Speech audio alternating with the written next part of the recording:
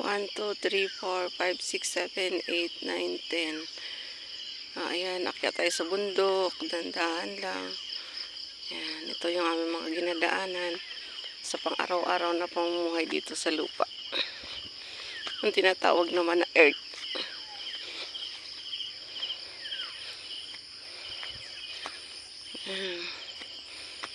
Malinis-linis na.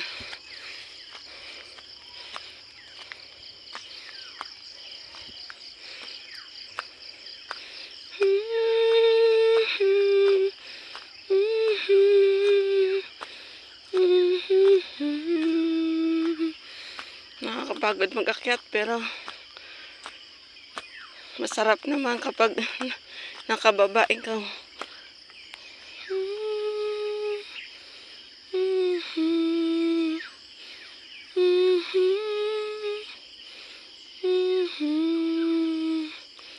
Ito tayo sa puno na mapre. Yan na tinatawag naman, marami nakatira mga kaprinuno. Pero mabait naman sila.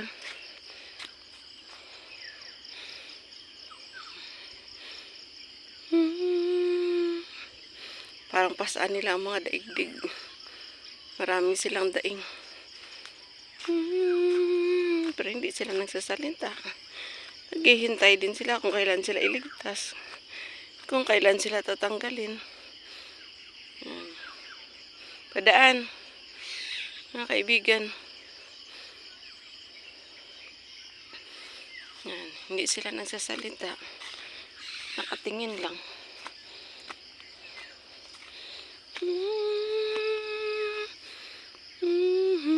Ito naman mga puno na ito ay bumagsak. Ito yung mga puno na ito, yung mga lalaki. Nung kasagsagan ng malakas na bagyo. Yan. Nakaharang sila sa aming daanan pero dahil sa tagal-tagal, unti-unti na rin sila nabubulok. Tapos ito, isang malaking puno na ito. Dati diyan kami nadadaan sa kabila dahil nga mahirap daanan. Binago na yung daan namin. Kakahig-kahig tayo ng mga para hindi masyadong para maganda kapag nagdaan.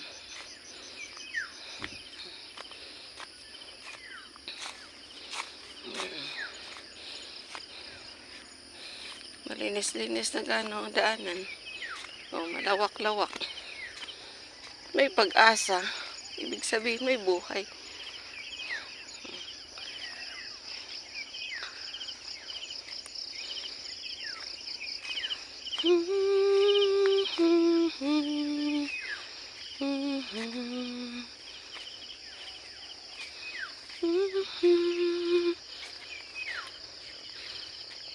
Ito sa kalagitnaan ng bundok. Mga dinadaanan mo, walang bahay. Kundi mga puno, nono, kapre, duwende.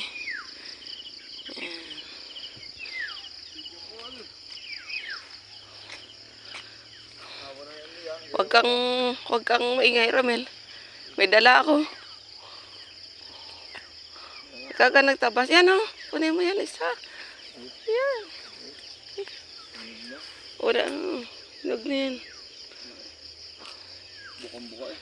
Kaya nga. Bango. Bigay mo sa iyong sweetheart. Bango. Malinis na anuan.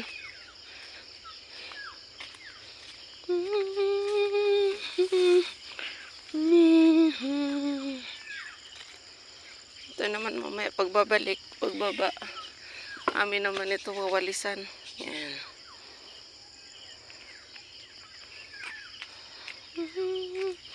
Para kahit pa paano, may pakinabang naman kami sa nadaan kami dito. Wala naman kami tapong dito kahit 5.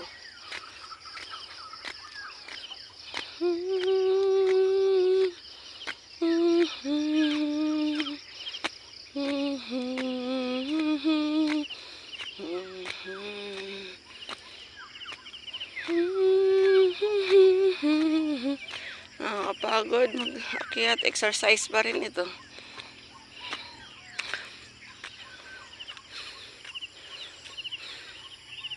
Ganda ng mga bundok. kalalaki. Kalalaki ng mga pungsod, lungsod. Tinatawag naman na imagination. Wow! Super load, super power.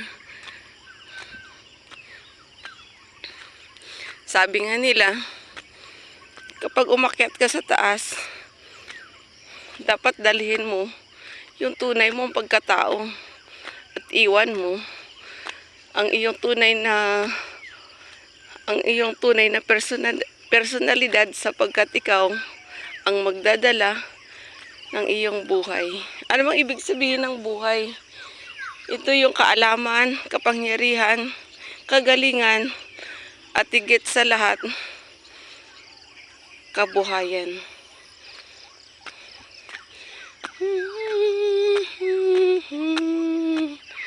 Right choice, right choice, right choice, right choice.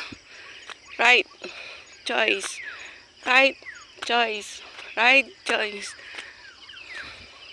Panghingal magakyat pero okay lang. Kunting tiis. Yung iba nga, isang araw, nakaapat mag-akyat dito. Akyat baba sa taas ng bundok. Pababa sa bundok. Nakakapagod. Pero, kailangan mong umakyat, bumaba, akyat baba. Pahinga muna. Madaming atis.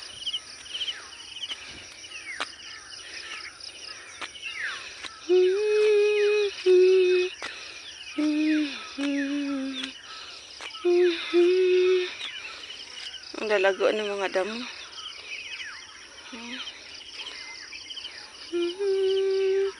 Wala kang bahay na madaanan dito dahil nasa kalagitnaan ng bundok. Kaya nung unang panahon, uso ang ano dito, yung tinatawag na tambang. Yung tambang na yun, yung mga taong walang magagawa sa buhay. Tapos meron na rin dito ni rape. Dahil nga sa kawalaan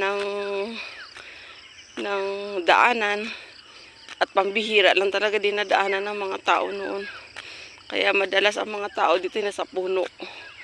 Tinatawag naman silang kapre. Ay ngayon bawal na sila mag-ambang-ambang sa ganitong paranoids. Dahil marami na ngayong kamera.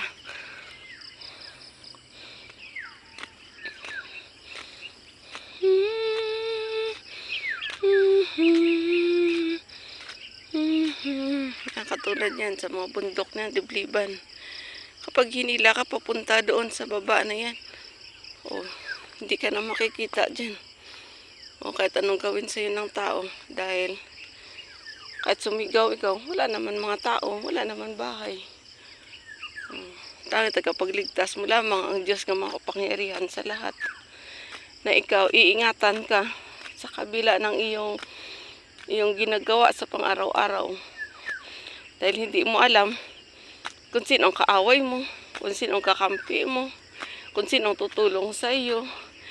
Dapat lahat ng bagay ay may pinagdaanan. Ito naman pamilya sa akin ang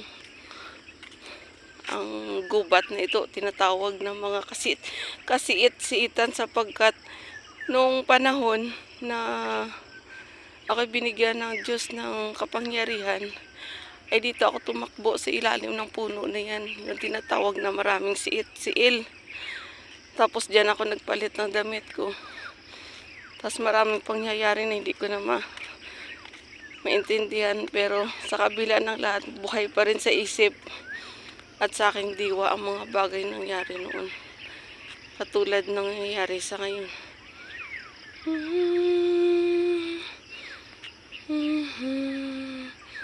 Ito tinatawag na mahiwaga. Bakit tinatawag itong mahiwaga? Sapagkat ito'y napakahirap puntahan ng mga tao kung walang power, kung walang sinasadya. At higit sa lahat, hindi nila maunawaan ang ibig sabihin ng ganito. The land of the Holy Spirit of God and old and new mystery for the love in Jesus Christ, God. Amen. Hindi ko man kayo nakikita, pero salamat sa buhay, kaloob, inspirasyon na para lang sa akin at para sa inyo at para sa lahat ng mga taong nabubuhay magpakailanman. Amen. Amen. Yan ang diwa ng Diyos. Yung diwa ng Espiritu Santo.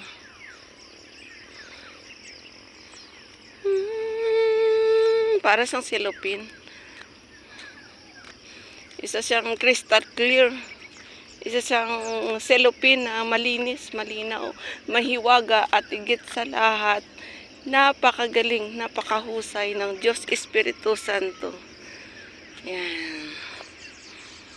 Salamat po, Ama, sa aming buhay. Salamat po sa lahat-lahat ng mga gabay at patnubay mo sa amin habang kami nabubuhay dito sa lupa. Bless this among us in Jesus Christ, God. Amen. In Jesus' name, amen. Amen. Salamat sa lahat ng mga buhay, kaloob, inspirasyon na amin naman binubuhay dito sa lupa. Lupa at langit. Langit at lupa in Jesus Christ, God. Amen. Amen. Amen. Malapit na ako.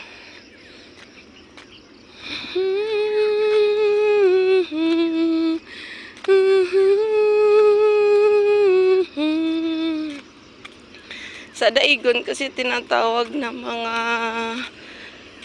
ambahanon kasi madalas kasi tinutugtog yung mga sing a song katulad ng mga silent at ginagamit naman yan sa mga grammar, education at sa mga taong nabubuhay. Para sa iba naman ay walang kabuluhan, pero para naman sa mga hindi nakikita at para sa Diyos Espiritu Santo ay para sa kanila ay napakahiwaga.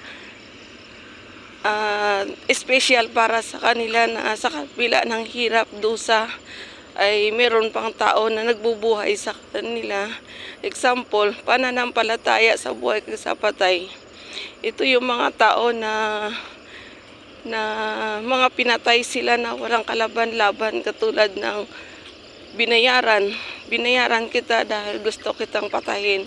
Ang mga kaluluwa nila humihingi din sa mga buhay kag sa patay ng kaloob na ang kanilang mga Espiritu Santo ay malinis ang kanilang pangkatawang lupa at ang kanilang Espiritu Santo paagi sa tubig at para sa Diyos at para sa lahat ng mga taong nananalangin at higit sa lahat para sa lahat ng mga taong nabubuhay at naghahari magpasa walang hanggan.